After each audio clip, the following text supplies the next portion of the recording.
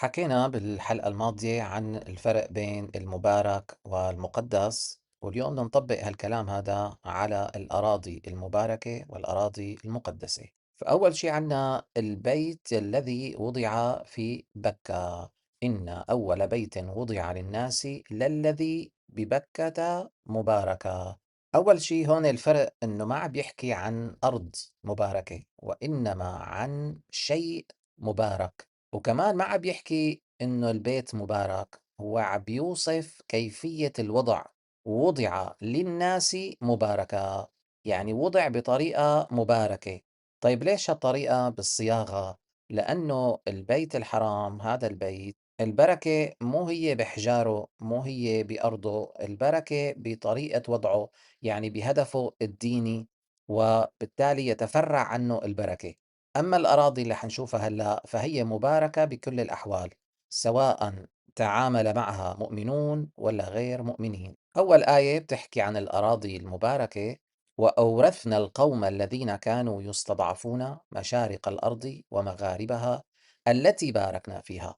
إذن الحديث كان عن بني إسرائيل وقوم موسى، وكيف أنه غرق فرعون فأغرقناهم في اليم، بعد إذن ورث المستضعفون من بني إسرائيل مشارق الأرض ومغاربها، لكن مو كل مشارق الأرض ومغاربها، حصريا منها وتحديدا التي باركنا فيها. إذا مشارق الأرض ومغاربها بداخلها جزء تابع لها المشارق والمغارب. هذا الجزء مبارك، هذا الجزء باركه الملأ الأعلى، بارك فيه. فهذا الجزء هو اللي ورثه المستضعفين بعد ما غرق فرعون وجنوده. إذن الأرض المباركة في القرآن هي بالدرجة الأولى هي مصر، لأنه كانت تحت حكم فرعون. وتمت كلمة ربك الحسنى على بني إسرائيل بما صبروا، ودمرنا ما كان يصنع فرعون وقومه. الآية اللي بعدها: سبحان الذي أسرى بعبده ليلا من المسجد الحرام إلى المسجد الأقصى الذي باركنا حوله. إذا المسجد الأقصى وين موجود؟ موجود بمنطقة حولها بارك الملأ الأعلى، واللي شفنا قبل شوي إنه هي مصر. فإذا هذا المسجد يلي بفلسطين ليس هو المسجد الأقصى. المسجد الأقصى في مصر، في منطقة طور سيناء. ولاحظ إنه الآية اللي بعدها كمان للتأكيد أكثر كانت عم تحكي عن موسى وعن بني إسرائيل، فكمان لها علاقة بمصر. الآية اللي بعدها: ونجيناه ولوطا إلى الأرض التي باركنا فيها للعالمين. إذن توجه لوط وإبراهيم إلى الأرض المباركة. بعد شو؟ بعد ما صار حوارات كتيرة بين إبراهيم وقومه حول الأصنام، وصار بدهم يؤذوه وبدهم يحرقوه لإبراهيم، وقلنا يا نار كوني بردا وسلاما على إبراهيم. فإذا ترك الأرض يلي كان يدعو فيها إلى الله وذهب إلى الأرض المباركة. فلو كان مثلا إبراهيم في فلسطين، فهو انتقل إلى مصر في هذه المرحلة بما أنهى الأرض المباركة. الآية اللي بعدها: ولسليمان الريح عاصفة تجري بأمره إلى الأرض التي باركنا فيها. طيب ما هو سليمان وين كان؟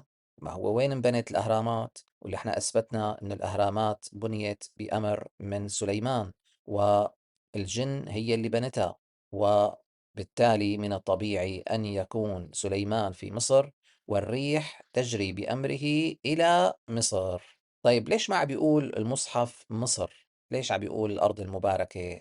لعدة أسباب، منها إنه مصر تاريخيا تغيرت حدودها. يعني مثلا سيناء تارة مع مصر وتارة مو مع مصر. فهو القرآن ما بده يدخل بأمور سياسية تاريخية، هو بده يحكي عن أرض مباركة يلي هي أرض سيناء في مصر، بغض النظر إنه هي كانت من زمان مع غير مصر واليوم هي ضمن حدود مصر. الآية اللي بعدها: فلما جاءها نودي أن بورك من في النار ومن حولها. إذن هي الحادثة صارت مع موسى، صارت معه في جبل الطور في سيناء. إذن طبيعي أن تكون البركة في النار ومن حولها. إذن كل الآيات تشير إلى منطقة واحدة. فلما أتاها نودي من شاطئ الوادي الأيمن في البقعة المباركة. إذن في عنا الوادي المقدس، وفي عنا طرفه الأيمن ويتقاطع مع البقعة المباركة. هنيك إذن كانت الشجرة، وكان الكلام مع موسى صادر من الشجرة. إذن هي مو البقعة المباركة من الشجرة، يعني هي مو بقعة مباركة ضمن الشجرة، لا، هي كلمة من الشجرة عائدة على نودية، فهو نودية من الشجرة. طب وين هي الشجرة؟ بشاطئ الوادي الأيمن في البقعة المباركة. إذا هذا الوادي يلي وصف بآيات أخرى بأنه مقدس، جزء منه يتقاطع مع البقعة المباركة. إذا أيضا قصة موسى وأيضا المنطقة ذاتها. أما الآية وجعلنا بينهم وبين القرى التي باركنا فيها قرى ظاهرة، فأيضا بدها حلقة متخصصة لحتى نثبت إنه ممكن ربطها بسيناء مصر. طب هاي الأراضي المباركة، فما هي الأراضي المقدسة؟ الآية بتقول: يا قوم ادخلوا الأرض المقدسة التي كتب الله لكم. هاي القصة صارت بعد ما ورث قوم موسى، بني إسرائيل ورثوا مصر، ورثوا سيناء.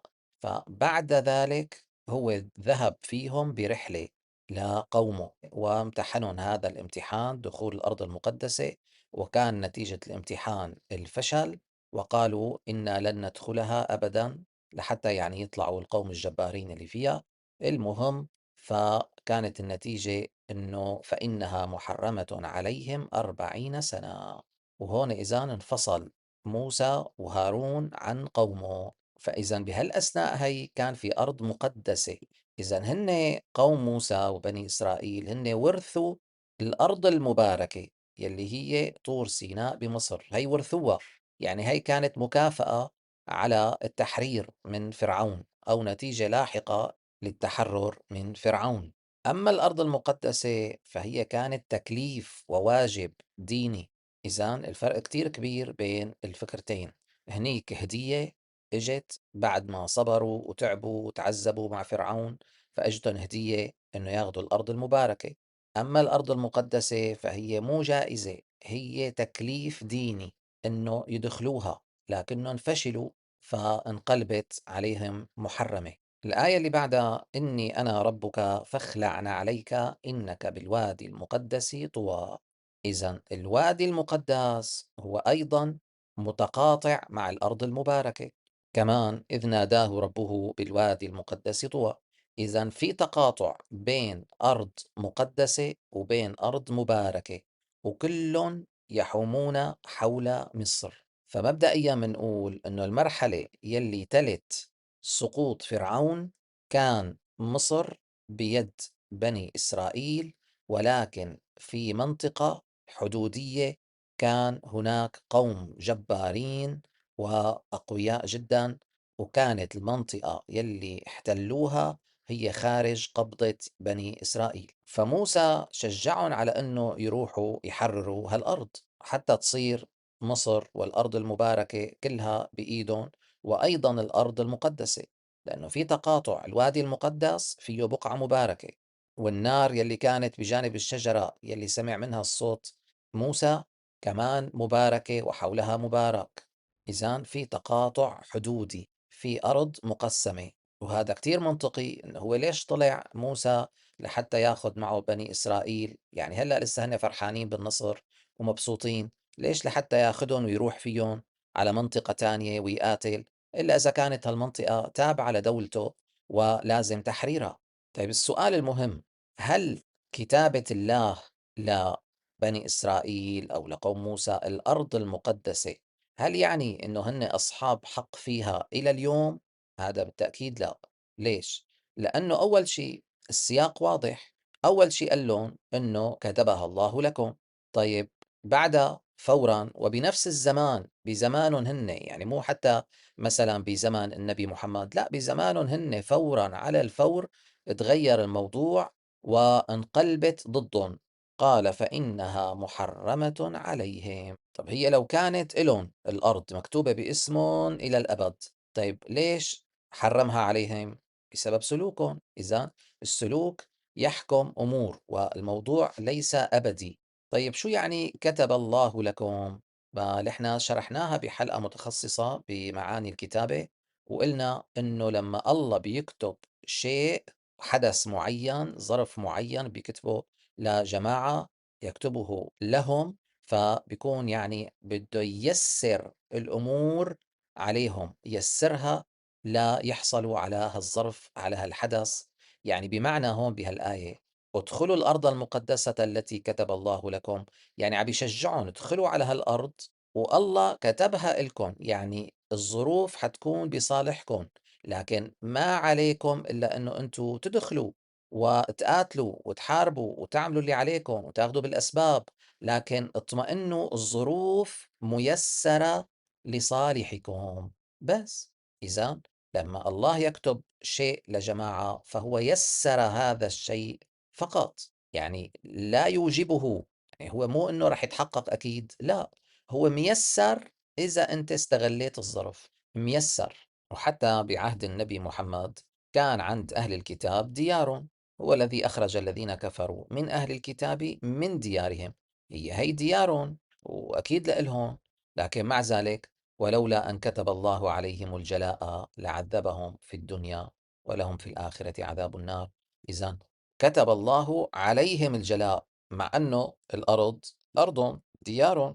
إذن هذا كله كلام ظرفي خاص بظرفهم وبزمانهم وبتلك الجماعة التي كانت في ذلك الزمان، ما لها علاقة باليوم نهائيا. هو كتب الأرض المقدسة لهؤلاء في ذلك الزمان، بمعنى جعل الظروف ميسرة وهن ما استغلوا الفرصة، فراحت الأرض عليهم، فتحرمت الأرض عليهم 40 سنة. هلأ تحرمت عليهم، طيب بعد 40 سنة بتصير ملكهم؟ يعني لا، بعد 40 سنة بتتجدد الفرصة، بتصير أرض حدودية تابعة إلك، أنت بقى بترجع بتحاول إنك تحرر هالأرض من الظالمين، فبتتجدد الفرصة. هذا كل ما هنالك. إذا الأرض المباركة هي إشارة من القرآن إلى أنه في محيط طور سيناء في هناك فوائد ومنافع ممكن أنت تحاول تستغلها وتستثمرها، وعم يسلط الضوء عليها حتى تأتيك منافع دنيوية. أما الأرض المقدسة فإلها أثر ديني، والهدف منها هي إعداد المؤمن لمرحلة أعلى وأفضل، يعني تساهم بتطوير شخصيته وتقوي علاقته بالدين. لأنه الأرض المقدسة لو قبل الامتحان بني إسرائيل وانصاعوا للأوامر ودخلوها، فكانوا رح ترتفع مكانتهم الدينية بنظر السماء، لكنهم فشلوا. وكمان موسى لما دخل الوادي المقدس فخرج من الوادي ليحمل رسالة لأخطر طاغية في ذلك الزمان وهو فرعون، فراح يحرر بني إسرائيل من قبضة فرعون. إذا الوادي المقدس كان إعداد ديني لتسلم الرسالة، ومن ثم يتمكن موسى من الخروج من الوادي بقوة معنوية عالية لحتى يقدر يوقف بوجه الطاغية. فالمكان المقدس هدفه إعداد ديني، وليس الهدف منه إنه يشجعك على إنه تستثمره بمنافع دنيوية، لا، الموضوع ديني معنوي بحت. لذلك نحن بالنسبة إلنا اليوم ما في أرض مقدسة ولا في وادي مقدس بالنسبة إلنا، بالنسبة لشريعتنا. هذا الكلام كان خاص بموسى وقومه في ذلك الزمان كمان، يعني بهداك الوقت. أما نحن اليوم وحتى قوم موسى اليوم ما في عنا واجبات شرعية تجاه الأرض المقدسة، ولا إلنا علاقة بهالأمور هي نهائيا، ولا هن إلهم علاقة اليوم. لكن هذا ما بيمنع أنه أنت تروح على طور سيناء وتحاول تكتشف الوادي المقدس بدقة أكثر وتعاين المكان وتشوف أنه هل فيه مثلا شيء من الطاقة الروحية أو لا، يعني هذا ما بيمنع.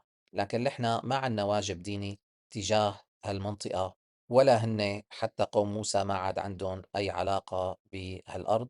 وبناء على تعريفنا للمقدس بالحلقة الماضية، فبتكون الأرض المقدسة والوادي المقدس هي أرض مثالية خالية من العيوب. لكن أي عيوب؟ العيوب يلي بتكون بنظر السماء عيوب، إذن هي أيضًا قضية معنوية دينية، وممكن نتوسّع بهالمواضيع أكتر بحلقات قادمة، والحمد لله رب العالمين.